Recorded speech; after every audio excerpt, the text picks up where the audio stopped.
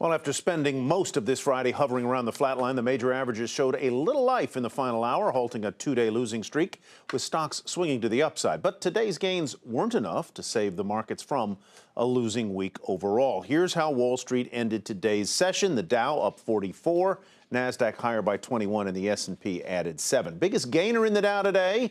Verizon, with shares there up more than 2%. That is after regulatory filings showed that a number of billionaire investors increased their ownership stakes in the telecom giant. So what is it about Verizon that has so many big-name investors going all in on the stock?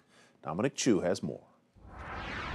Verizon is now a target for some of America's biggest and best-performing money managers. Yes, that Verizon. It's one of the most eye-catching trades Wall Street's seen in quite some time, and it's in one of the least glitzy industries out there. Verizon is seen by many as a massive, mature company with few big growth prospects. But there are a number of reasons why stocks like Verizon are becoming more attractive. This is a sector that has sound fundamentals, typically a solid cash flow, low valuations, and high dividend yield. And there's a real need for income today, and it can be found in this space.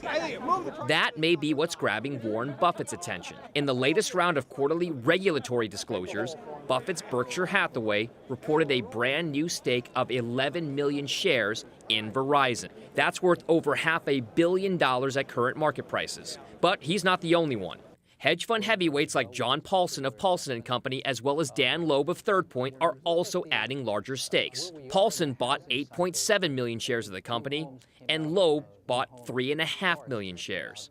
Some experts point to the steady nature of Verizon's business, along with the hefty dividend yield that it offers. Holders of each share of Verizon are entitled to $2.12 in dividend payments each year.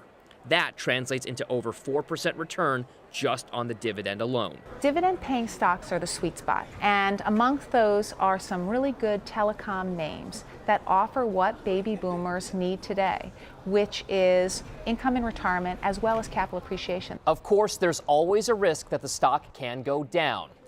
Now, maybe it's a longer-term play or just a shorter-term trade, but the dividend seems to be a big part of the reason why the stock is so attractive to these Wall Street heavyweights. For Nightly Business Report, I'm Dominic Chu.